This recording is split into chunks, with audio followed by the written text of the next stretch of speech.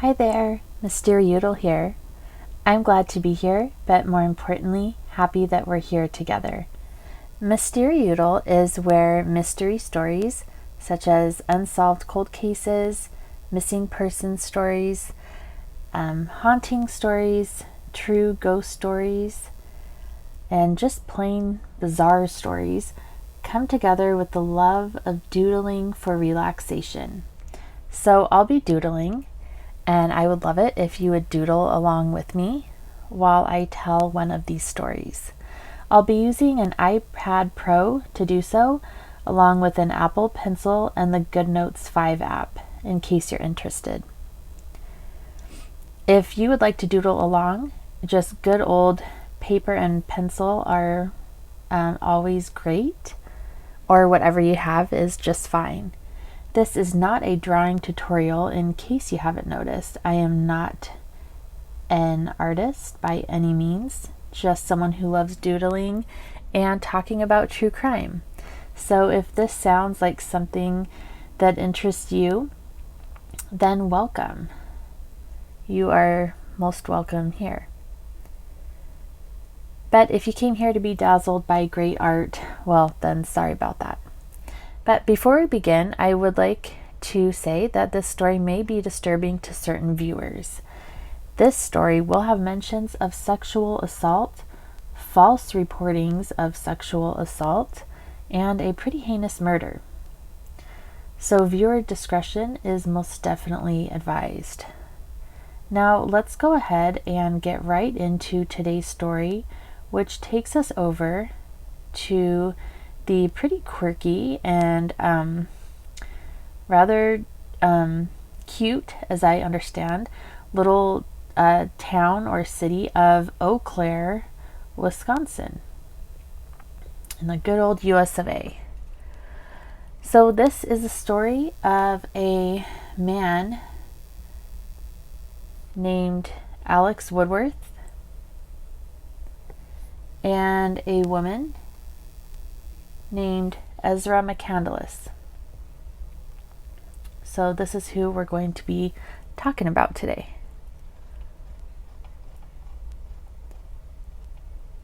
On March 22nd, 2018, the Dunn County Sheriff's Office in Eau Claire, Wisconsin, received a call from a farmer named Don Sipple. And Don Sipple said that a young woman had come running up onto his property and needed help in a pretty major way. She had been attacked. She told him that she had been fiercely attacked, but not much else. In fact, she couldn't really be much help in regards to information. So Don Sipple was left to pretty much provide the details on his own to the 911 operator, just telling him, what he saw, what he observed. And in fact, when the 911 operator tried to get Dawn to ask the young woman, the victim, her name, she said, "I don't know." So she couldn't even tell him what her name was. She had been severely traumatized that much. Don Sipple told the operator, quote, "She needs a doctor. Her clothes are torn," unquote. And she had the word boy, B-O-Y, carved crudely into her left arm. So this was a very disturbing scene, and a lot for this elderly man to take in. I mean, he's just minding his own business, and this gruesome scene comes before him on his own property, but I think he handled it pretty well. So when the police came and they asked if there was anyone that they could call for this young woman, she replied in a very tiny voice, "Jason Mengel." And so they did the best they could to contact Jason Mengel for this young woman who had been so brutally attacked. During the investigation, police learned that the victim was named Ezra McCandless.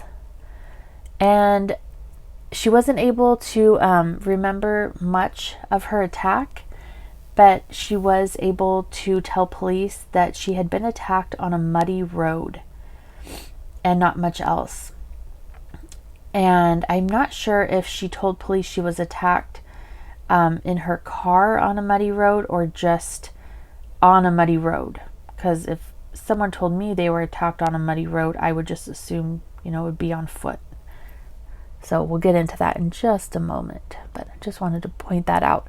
So that's pretty much all she could say at first, was that she was attacked while on a muddy road, which I guess wasn't much help because, this was kind of a rural area and there was quite many, country roads out in this area. After all, it was, farmland where she went.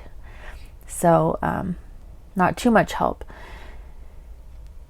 But then, within a little bit of time, she had gone to the hospital to be checked out. She had just superficial wounds. She wasn't too, nothing that required, extensive treatment. And after just a short bit of time, she was able to tell police that her attacker had been her ex-boyfriend, a man named Alex Woodworth, who was 24 years old.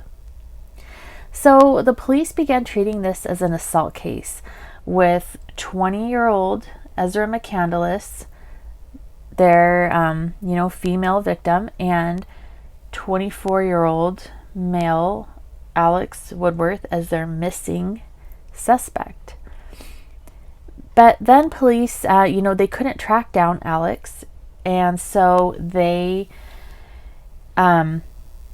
decided to kind of, from what I understand, like backtrack on Ezra's steps. So the steps that she had taken to go to Don Sippel's farm. So what they did was they sort of retraced her steps, and just by going off what she said, a muddy road, they looked at all the muddy roads, I suppose, near Don Sippel's farm, and they came across a white or silver, a light colored, however it is. It looks white to me, but some people call it silver. A light-colored Chevy sedan, which was drawn all over in black paint or marker, and this car was later identified to be the vehicle belonging to Ezra McCandless. And in this car, on the back seat, was the slain body of 24-year-old Alex Woodworth.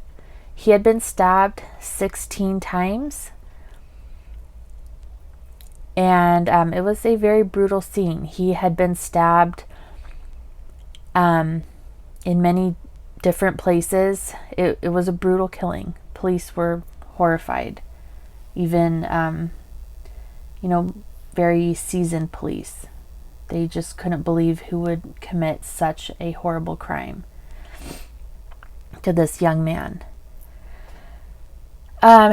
So now I'm going to back up just a little bit, and we're going to talk a bit about Ezra's upbringing.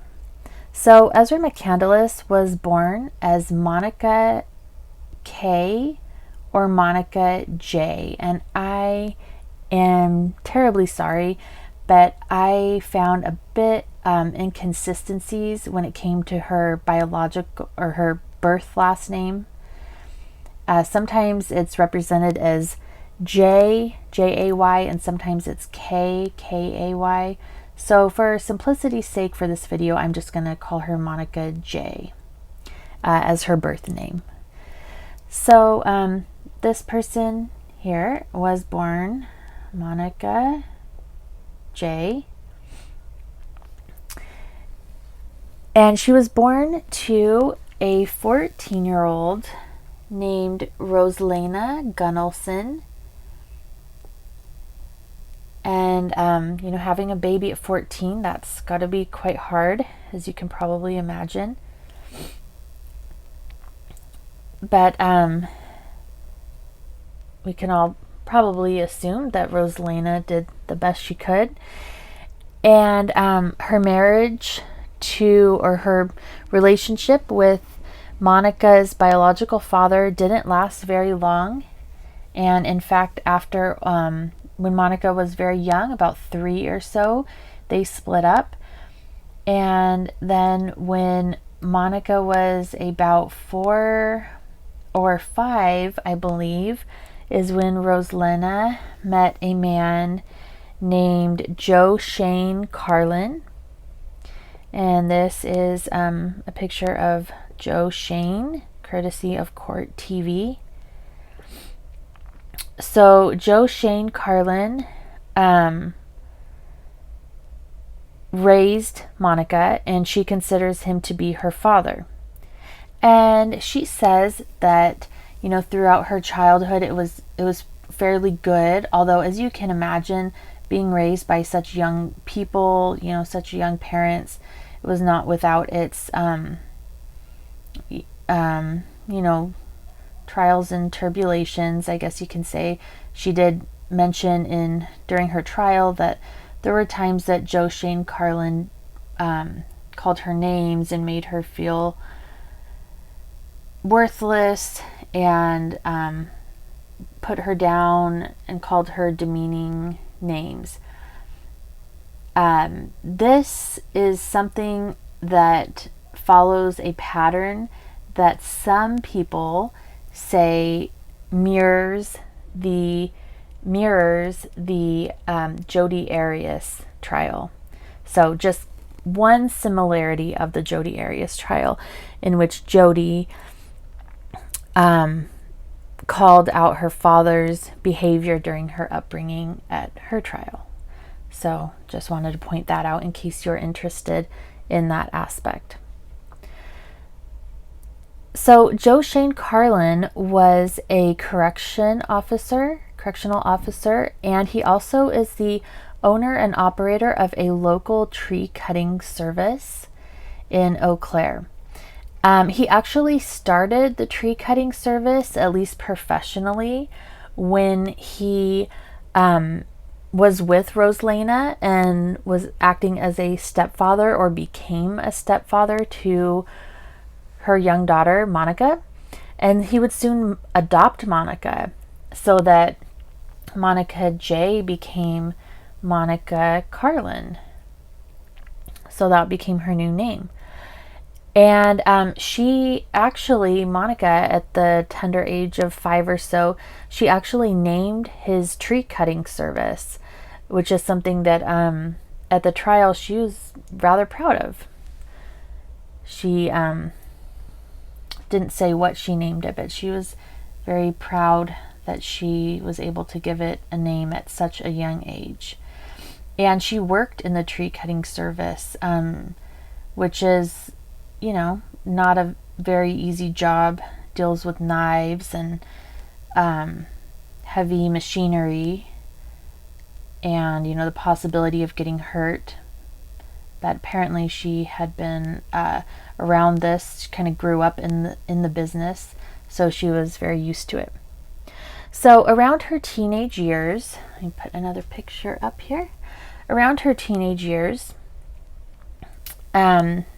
Monica had begun to present herself in a masculine form, but she kept her feminine name, Monica Carlin. It wasn't until a few years later, while on a family trip, that she says in court that she, quote, spotted, unquote, the name Ezra. And she said that this name, as soon as she saw it, it just fit her perfectly. She said that she knew that this was the name for her, and she considers this name to be like gender neutral or unisex name. And she's just knew that this name like pretty much summed up exactly how she wanted to present herself to the world. And she didn't really want to keep her last name Carlin either, I guess, since she, figured if she's going to change her first name, might as well change her last name. So she decided to go ahead and change her last name, and she picked the last name McCandless as to honor Christopher McCandless, who is a man, this man right here, if you're watching, who he had his life portrayed in the movie Into the Wild, which was based on a book written about his life. He's a man who, kind of a free spirit, who decided to shun the norms of society and go into the wild of Alaska and live off of the land, as you will. And he ended up dying either of starvation or from eating poisonous berries or nuts, I believe. So it's kind of debated whether he starved or he got a hold of some poisonous things out there in the wild. But in any case, he did die from the elements, I guess. And so he became famous for that. And Ezra said that she chose Christopher McCandless's last name because, quote, his love for nature and his philosophies for life, they were very in tune and aligned, unquote, with who she is, and she, quote, honored him by taking his last name. So that's why she became Ezra McCandless rather than Monica Carlin. And she was very, very happy with this name. She really could not have been more pleased than to have this new name, this new kind of life that, in her she's now 19, 20, and she's kind of creating this new kind of identity for herself. And so I'm going to be referring to her with female pronouns, because even though she did change her name to a more masculine name, during her trial, which I will be discussing in this video, she stated, quote, now I'm fluid, so I lean now more towards my femininity as a woman, end quote. This story is not really about Ezra McCandless so much as it is about the man that she murdered, who is this man here that we mentioned earlier, Alex Woodworth. And 24-year-old Alex Woodworth left behind many broken-hearted people who loved him and are left grieving their loss. Alex worked as a barista and a substitute teacher, but he dreamt of becoming a philosophy professor one day. He loved philosophy so much. He was the oldest of 4 siblings, and he took the role of big brother so seriously, according to his father, John. He loved his big brother, his small younger siblings, and they really, really, really looked up to him so much. His father, John, said that Alex loved to find creatures in the world that other people didn't naturally love, and he would look out for them, such as spiders that most people didn't love, and Alex would love them just to make sure that they were taken care of. Everyone loves puppies and kittens, but not everyone loves spiders. So that was just the person that Alex was. He wanted to make sure that, every little thing was taken care of. So that just kind of really gives you a sense, I think, of the kind of guy that he was. And you can kind of look at him as a keeper of lost souls. That's kind of who he was. He always rooted for the underdog. His life was changed forever one night at a bar called The Joint, where Ezra McCandless noticed him writing alone. She said that he was focused on his writing and wrapped up so much in what he was doing. Rather than leaving him to his task that he was obviously so into, she decided to go over to him because she was, quote, curious as to how he could focus alone, end quote. And she just straight up said to him, "What are you writing about? Just tell me about it," end quote. So that gives you a pretty good idea about what kind of person she is. You know, you see someone busy, you know, doing something that they're obviously really into, and instead of just kind of leaving them alone, she goes over because she's curious, not because it's going to benefit him in any way, but it's going to benefit her, to satisfy her curiosity. Now, Alex might have considered Ezra to be a lost soul, and he might have thought that he could help her, just like the spiders that he tasked with saving. But this would prove to be his downfall, if this is indeed why he chose to maintain or start a friendship with her.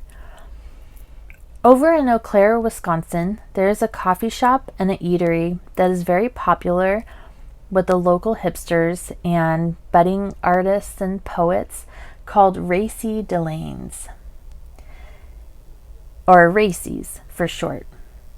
Now, Racy's is strictly a coffee shop, but the eatery that is connected or attached to it is called the Nucleus. And as I mentioned, Racy's tends to attract a certain kind of crowd, and the crowd tends to be sort of cliquish, as I understand it. Many college students study there, and it attracts many regulars, kind of like a Wisconsin Central Perk, sort of, if you want to think of it like that. And for a while, Alex worked as a barista there at Racy's.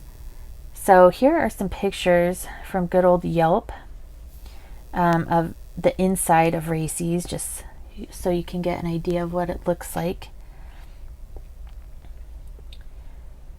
Just a nice, comfortable coffee shop.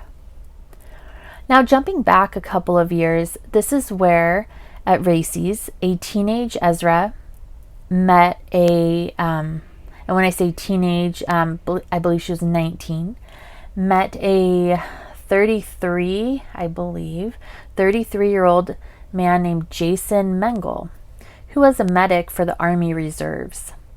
And Jason was about the same age as Ezra's parents, because now remember,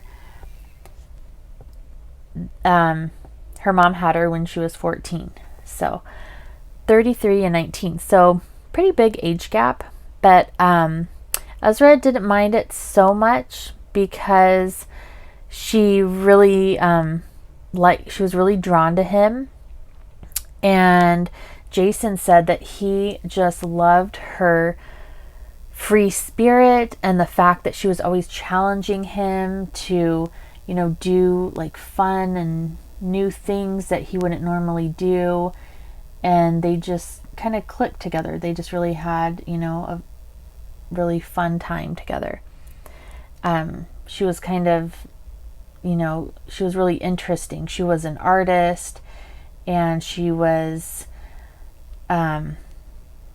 she just kind of spiced up his life, I guess, is kind of how he made it seem. So they got along pretty great, and they even moved in together. So there's no mention, at least that I found, about how her mother felt about this, but she had moved out of her mother's house at this point, and her mother did not live in Eau Claire. Her mother lived, I believe, a few towns away. So now she's living in Eau Claire with Jason, and they were even calling each other husband and wife. So that just really tells you how serious their relationship was. But it actually wasn't all sunshine and rainbows, because sometime between November 2017 and February 2018, Ezra found out that she was pregnant with Jason's baby. And the couple together, this wasn't happy news. At least Ezra wasn't excited for the pregnancy. She had very conflicting emotions about it. She ended up terminating the pregnancy because she said she was so young and confused about the situation. And after that, Jason, their relationship just really went downhill. Jason started sleeping on the couch, and he wouldn't even hold her hand sometimes. So now there's tension in this relationship that was once so great. And Ezra really needed someone to lean on. Or if you want to look at it this way, she was already leaning on someone, which was Alex, because we don't really know exactly when their relationship started. So Alex was there for Ezra. They had become friends, and Jason met Alex through Racy Delane's coffee shop. Remember, Alex worked there as a barista, and Jason was a pretty nice guy. So he and Jason became friends. So now they're, all three friends. And Jason said that he even pushed Ezra and Alex together as friends because he knew that they shared similar viewpoints. And he just thought that she was going through a lot of emotional problems, and maybe she could help him too, because he thought that maybe he had stuff going on. And as Jason put it, quote, "Misery loves company," end quote. So, however, the quirky to some, these two right here, they had a lot in common, such as, art and writing. He was a writer, he loved philosophy, and she was an artist. So those two things kind of go hand in hand sometimes, and they just kind of had a lot of the same thought processes. He would bring his journal for her to look at, and I guess she loved to look at it. And they just talked. They would talk a lot. They had a lot of things to say to each other. And they were close in age. So maybe Ezra enjoyed talking to a man more, closer to her own age. But they discovered that they had a lot more in common, and than just, their common interests and the love for the same popular coffee house. And a very passionate affair soon ignited between Ezra and Alex. And they were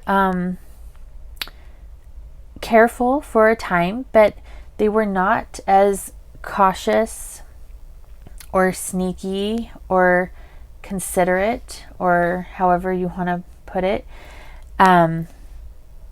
for Jason, who Ezra was with. This was her boyfriend, her live-in boyfriend. And Jason soon found out that the two had an affair, that they were carrying on an affair. And Jason was very upset. Of course, he was betrayed, because not only was he betrayed by his young girlfriend, but he was betrayed by Alex, who he thought of as a friend. Or, at the very least, an acquaintance. Someone, again, this is a kind of coffee shop where, you think you know people. And so he was hurt. So he confronted them, I believe at the same time. And Ezra, rather than taking responsibility or, twisting in the wind, she handled the situation by ending her relationship with both of them. Roughly around the same time, I believe she ended her relationship within the same month, or about a month apart, is what she said at her trial. And here's where things start to get pretty weird, as if they weren't getting weird already. As I mentioned, Ezra broke up with Jason, but she really wasn't ready for things to be over with Jason. So now Jason was a medic and in the military, and he had to go to basic training. While he was away, Ezra called him and said that she had been assaulted. By who?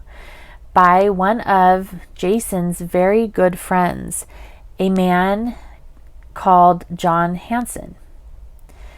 And naturally, Jason was enraged. I mean, he had no reason to not believe Ezra. And, he's probably still feeling just so shattered from not believing, from being betrayed by Ezra and Alex. So his emotions are probably so raw and frayed. And so he was just horribly mad at his friend John Hansen for assaulting Ezra, his ex-girlfriend. So when he comes back from basic training, he finds out that Ezra had not filed charges against John Hansen for sexually assaulting her, which is what she claimed happened. And Ezra claimed that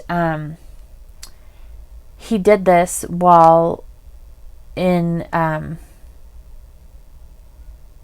were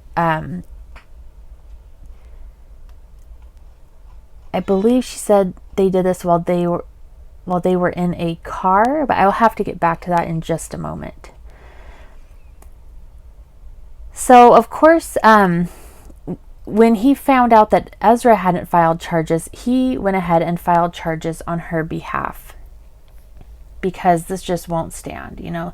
Jason's the kind of guy where right is right and wrong is wrong, and someone has to pay the price if they do bad things. So he went to the police in Eau Claire, and he filed charges against his former friend on his ex-girlfriend's behalf.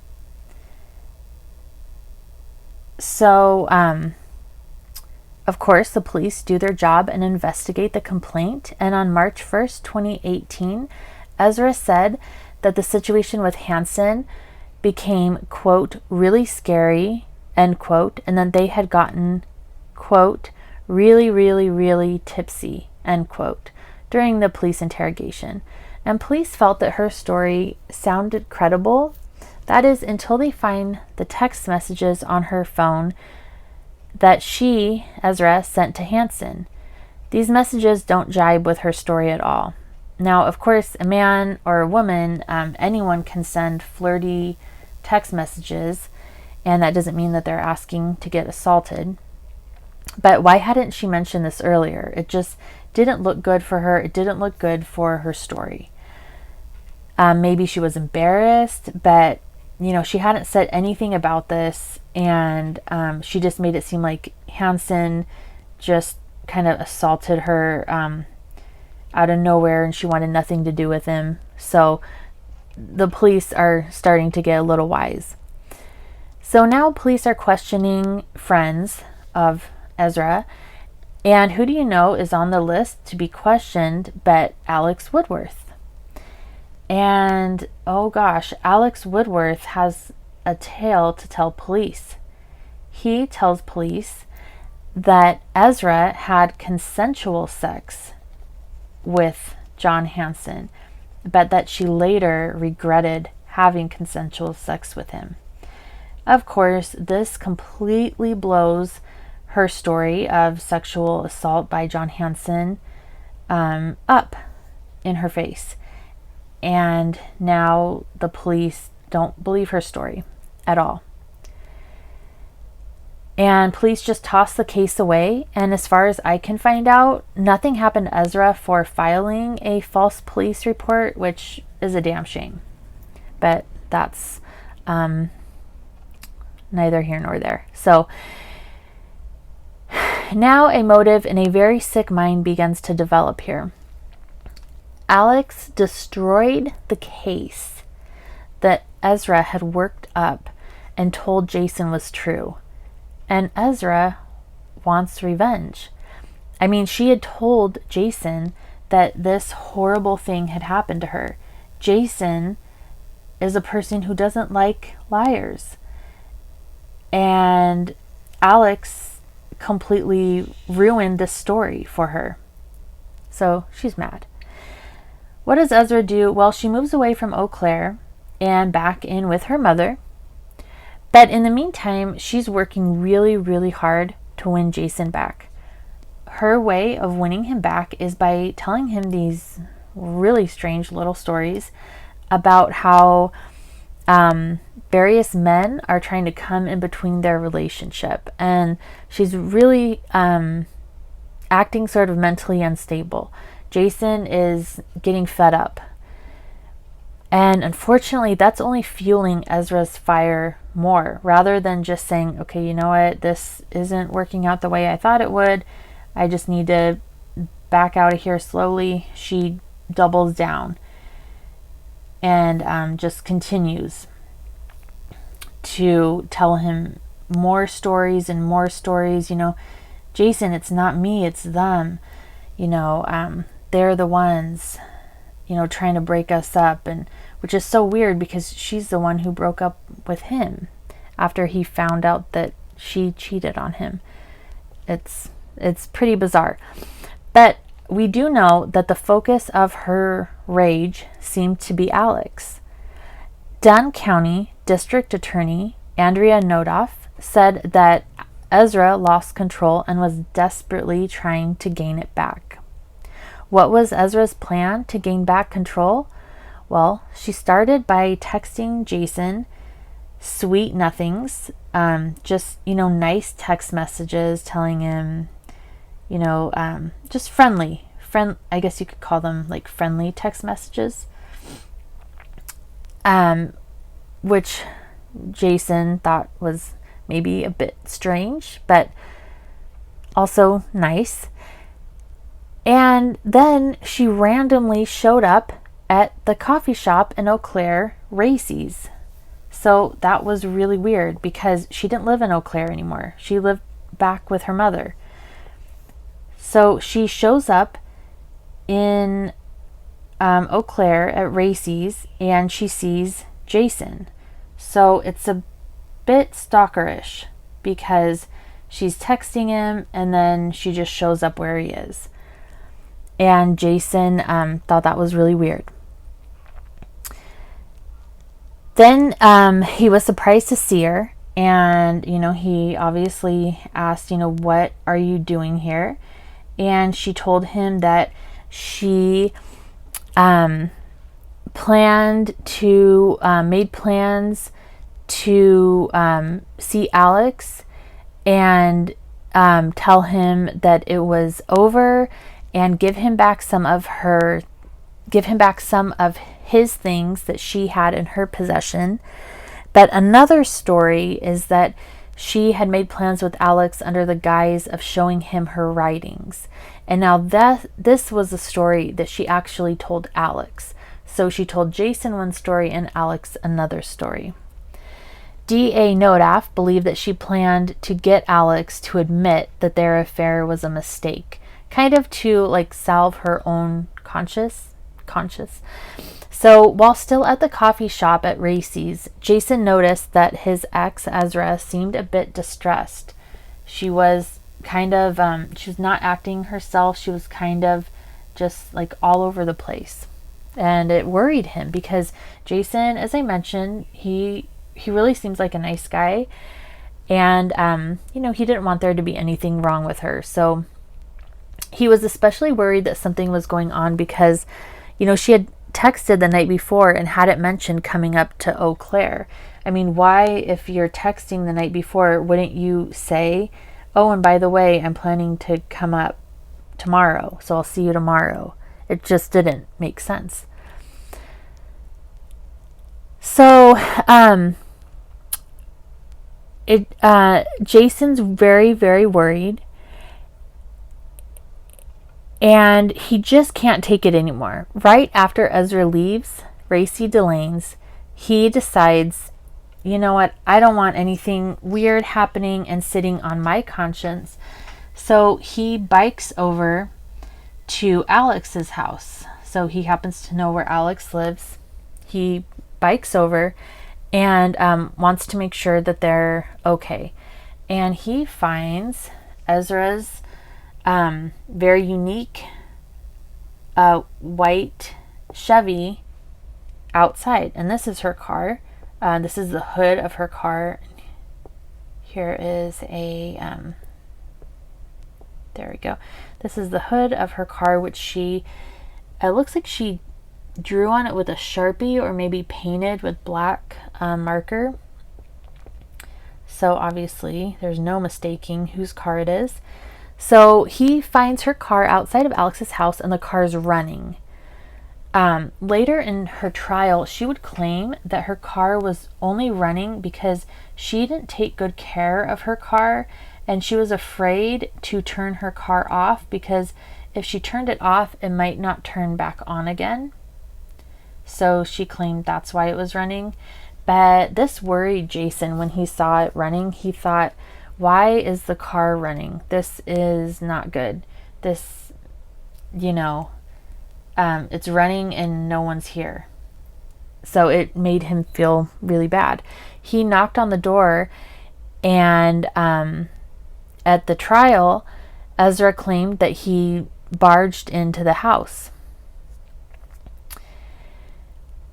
Even though Jason was done with Ezra's web of lies and was kind of miffed at Alex too, honestly, for carrying on an affair, he just was really, worried about these two people that he cared about and wanted to make sure that they were okay. But he said that their faces were, quote, masks.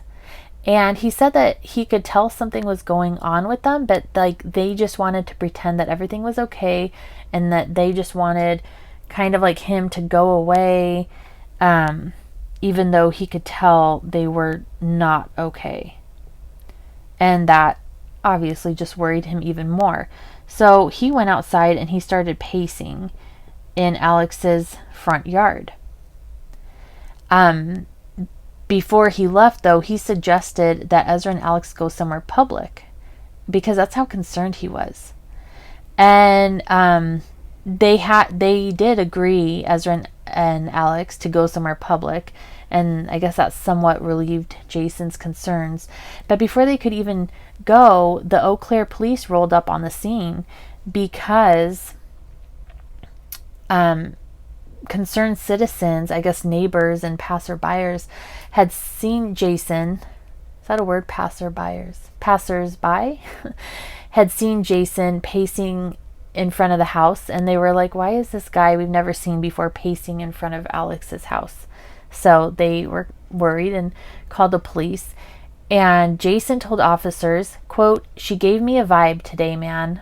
I don't know. It doesn't feel right. Something feels wrong, end quote. However, the officers disagreed, and really there was nothing they could do. I mean, they had no idea what was about to happen. They couldn't lock Ezra up just because Jason had a vibe, right?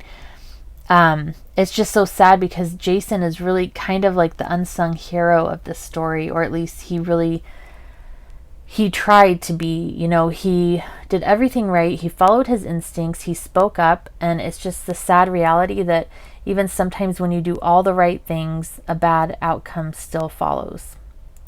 So the police, they gave the all clear on the situation. They said, no, everything's good. We'll let these guys go. And Alex gets into the passenger seat of Ezra's car. And this is police dash cam footage right here. This is the last known picture of Alex alive, getting into the passenger seat. This is Ezra in the driver's seat. And Jason gets onto his bike, and everybody leaves. The police leaves, Ezra leaves, Jason leaves, everyone goes their own ways.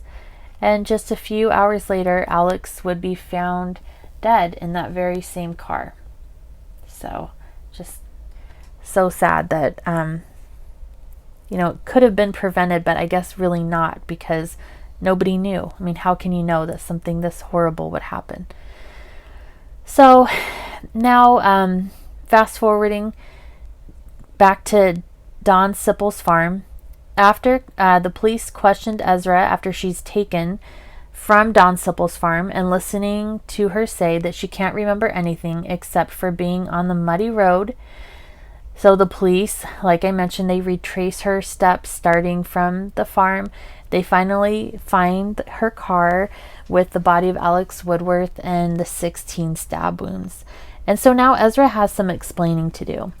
The lead investigator on the case, his name was, I guess, because it's not a case anymore, Detective Prock. He goes to talk to her, and now her memory has returned. It's a miracle.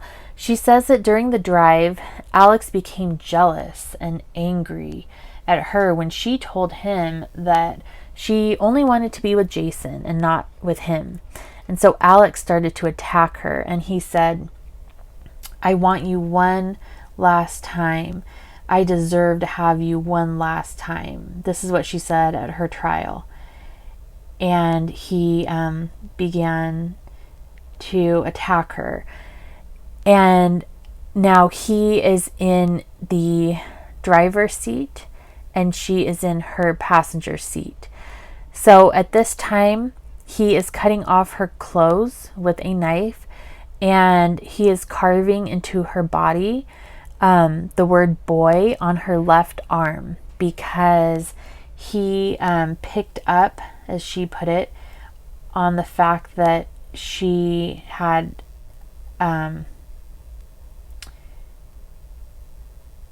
wanted to not change her gender, but she had masculine tendencies when she was in high school. And so he picked up on that, is what she said, and he liked that. He thought that she, it suited her, and that she kind of she was more confident in a masculine sense.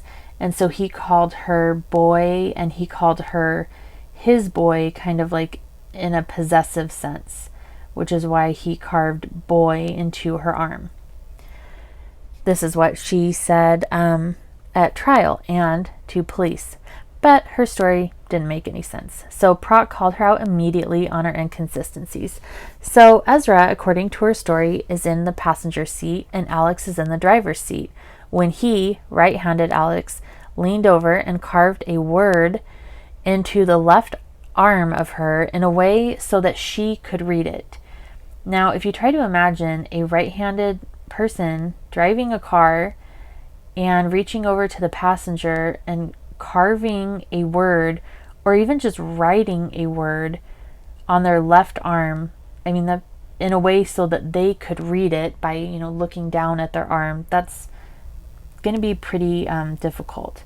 And this wasn't tiny; it was a pretty large carving.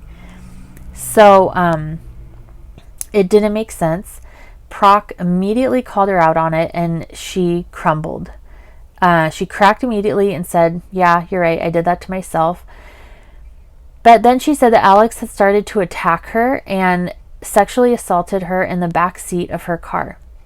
Now, remember what she told the detective, that supposedly John Hansen, about the John Hansen sexual assault, that it was, quote, really scary.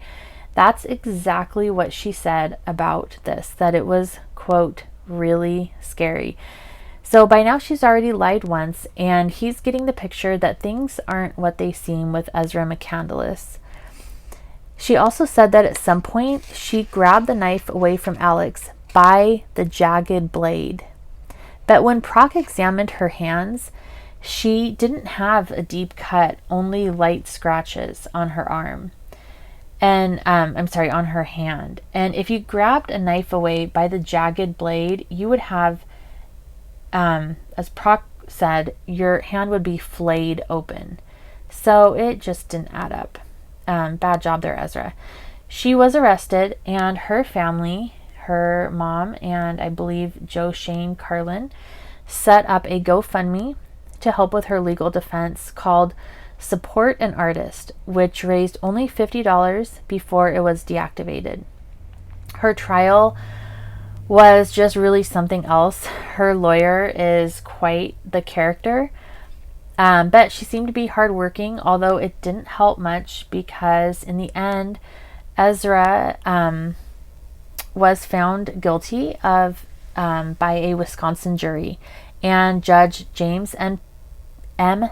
Peterson, sentenced her to life in prison, but she is eligible for parole after serving 50 years of good behavior. The judge said that he wanted there to be a light after a very long journey for her, so that she will be eligible for release at the age of 72. Now, her mother is just devastated, as any mother would be. And Rosalana Gunnelson begged the court to grant her daughter at least just the chance of, the chance of parole after 20 years. But Judge James M. Peterson said no dice, it's going to be 50 years. How would you feel if you were Alex's family? This is something that is really hard. I know that people would be torn on this on both sides. Alex's father, John, says that he has forgiven her, but his family member, Dale Hall, says that Ezra shows no remorse. And I know people, I'm sure we all do, I know people who are 72 and who are enjoying life. So should Ezra get the chance to do this after all that she's done? Is that fair to Alex? Please let me know your thoughts down in the comments. I would love to hear what you have to say about this. It is worth noting that Alex's family and the district attorney, Andrea Nodaf, believe that Ezra McCandless, the self-described tricky fox, has the possibility of being dangerous again if given the chance. So they don't believe this is just like a one-off thing. They really think that she is, not a good person. And she could hurt someone again. 72-year-old people can hurt people. It's not impossible. So I'd love to know what you guys think about that. And just some points to ponder. A lot of people have described Ezra as being similar to Jodi Arias. I'm sure everyone knows who Jodi Arias is.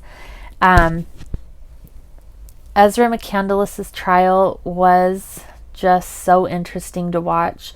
I wouldn't say it was as interesting as the Jodi Arias trial, but yeah, I do see a lot of similarities. Ezra is so wrapped up in herself. You can tell she just is probably her number one fan. She thinks she's the greatest thing around. Her attorney is really interesting too. Her attorney asks her, "Are you an artist?" And Ezra's face just lit up. "Yes, I'm an artist." And it's like, this isn't an art show. This is, your murder trial. But she just loved to talk about herself. Even her former friend said that when she watched the trial, when her attorney asked her to spell her name, her friend noticed how she got so excited just to spell her name, because it was like, oh, it's all about me now. So yeah, I see a lot of similarities there, being self-obsessed, loving to talk about herself, and also trying to portray herself as someone different at her trial. Trying to portray herself as someone like sweet and demure. All these pictures of her that you can see on social media, she does not look the way she does in her trial.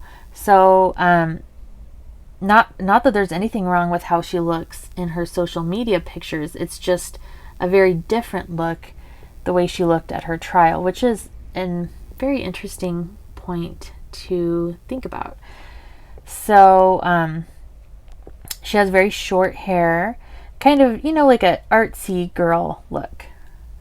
And then at her trial, she was looking very different, with long curly hair, pink, always wearing shades of soft pink, and different glasses. Here's another picture, and this picture just really says it all, with this smile, just loving the attention there, just really loving it. So it's a bit much. I mean, if I were Alex's family member, I wouldn't like that at all. And this here, the lady in red is her attorney sitting behind her.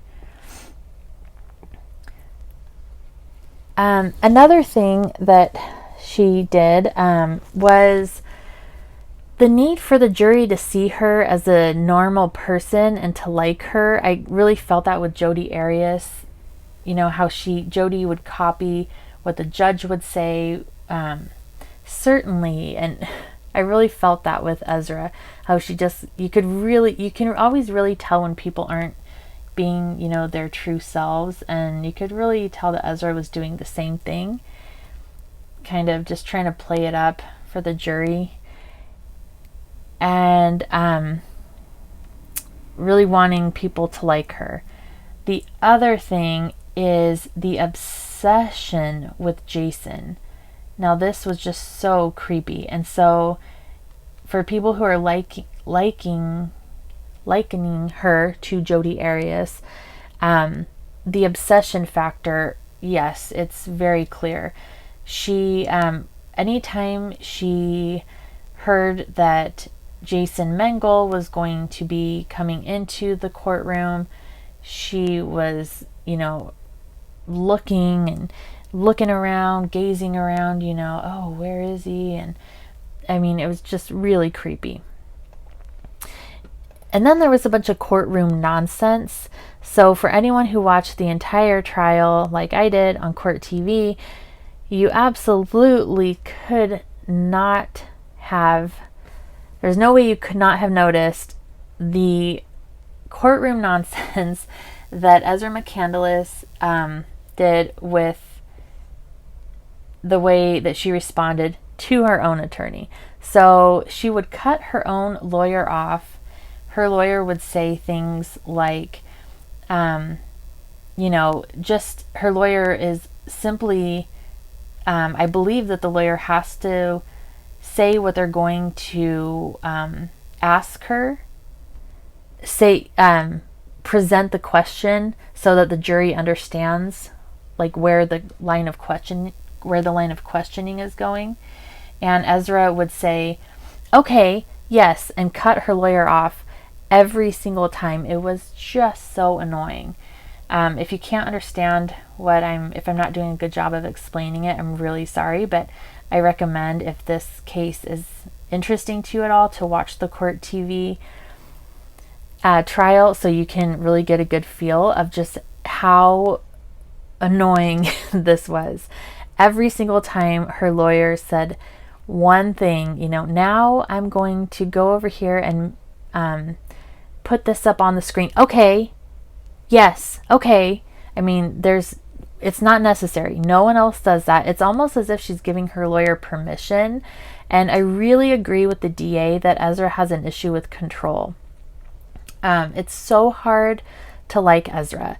Not just because she brutally murdered an innocent man, but her personality in general is just so annoying. And something else that's just kind of interesting that is of particular offense to us doodlers out there is that her defense attorney really seemed to point out that Ezra loves to doodle. Was this another attempt to make her client seem endearing to the jury and the judge? I don't know, but both the attorney and Ezra said the word doodle so many times it was ridiculous. Like, have you been doodling in court? Yes, I have been doodling in court. It helps center me. When did you do this doodle in Alex's journal? I doodled this in Alex's journal on... What is this a doodle of? This is a doodle. This doodle is a doodle of... the word doodle was said so many times you just wanted to scream. And I can't help but feel that the use of the word so many times was used as an attempt to make her seem like childlike and innocent and sweet, maybe. I don't know. What do you guys think? Am I making too much out of it? Or do you guys agree with me? Please let me know.